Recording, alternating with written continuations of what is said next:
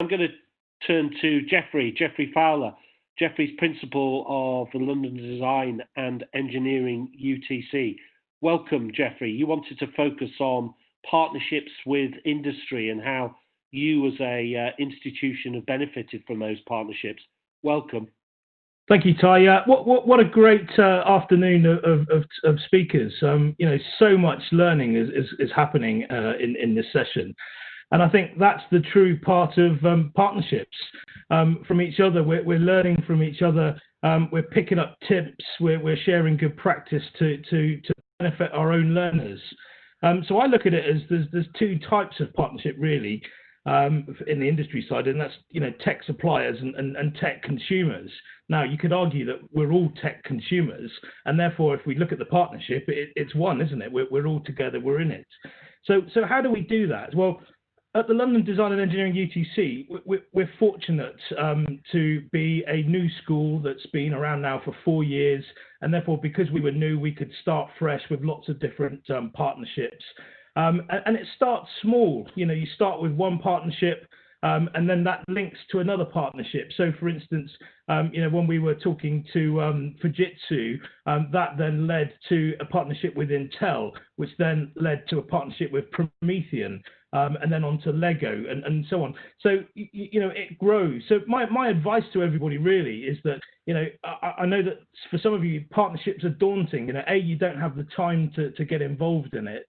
But B, it's the plucking up the courage to where do you start. So my sort of quick guide is to start small. Okay, if you have a massive project and you don't deliver, it's very hard to sort of come back from that. So if you start small, you can then build on it and get it better and better. But you need to get your teachers and your learners to make those partnerships. Now, a lot of the EdTech events that we've been to, we actually bring our students because they can then talk about the projects that they've done with the partnerships with the different companies. And then that really does inspire people to want to get involved.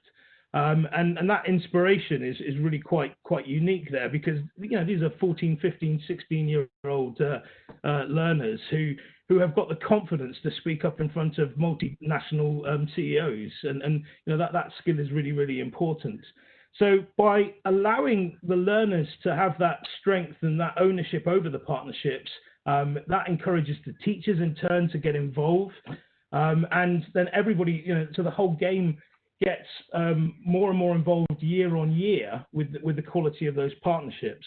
And then the aspirations, when those learners leave us, they're going off to, higher apprenticeships or to universities, to the likes of Sky, IBM, Rolls-Royce, for just to name a few, and then obviously to the top level universities as well. So that ability to be able to talk about what they've done, we call it their second golden ticket. So for all of you here, use this partnership together. Look at who's in the audience, look at who's around, read the stuff, and just make contact. You can easily find us. Come and ask us. I mean, obviously, COVID time now.